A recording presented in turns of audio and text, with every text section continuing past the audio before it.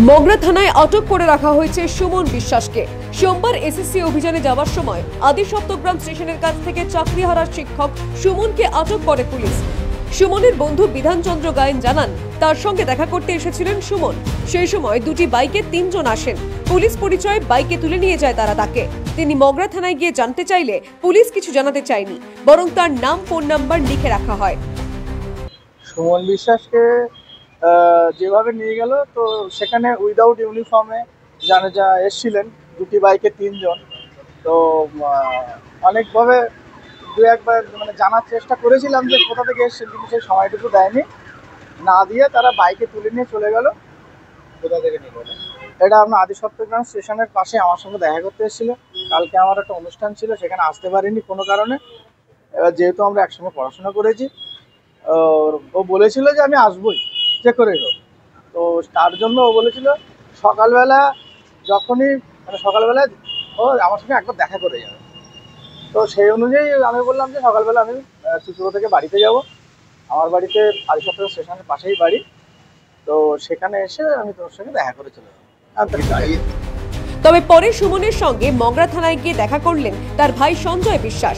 পোশাক ও জল দিয়ে আসেন তাকে। আমি দাদাকে জামা প্যান্টটা পরিয়ে দিলাম আপাতত, কারণ হলো ও সেই থেকে হাফ প্যান্ট পরে আছে, ও কখনো হাফ প্যান্ট পরে থাকে না।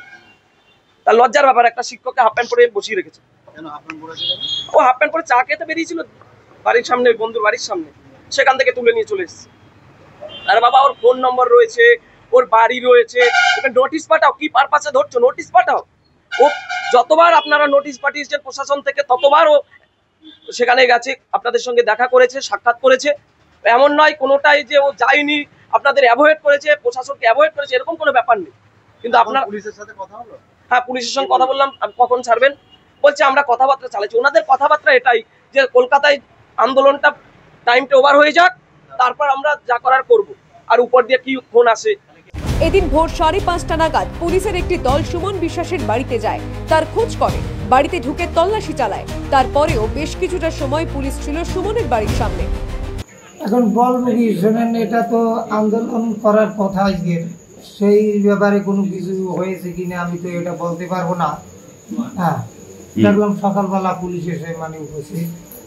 হ্যাঁ, দরজা খুলে সবকিছু সব জায়গায় তল্লাশি করা হয়েছে।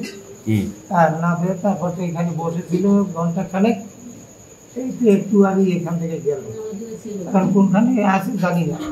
রাত থেকে বসছিল না, সেটা না, রাত থেকে না, আমাদের ওই কত 6টা বা তার আগে কনিং বেলে চাপ দিয়েছে, তখন আমি খুলে দেখি ওনাদের বলে দরজা খুলুন, এইটুকুই। যোগ্য শিক্ষক শিক্ষিকা, যোগ্য শিক্ষাকর্মী, যোগ্য waiting not call for verification ও অনশনকারী মঞ্চের আহ্বায়ক সুমন চাকরিহারা শিক্ষকদের এসএসসি অভিযানের ডাক দিয়েছিলেন তিনি। Bureau report, the wall news.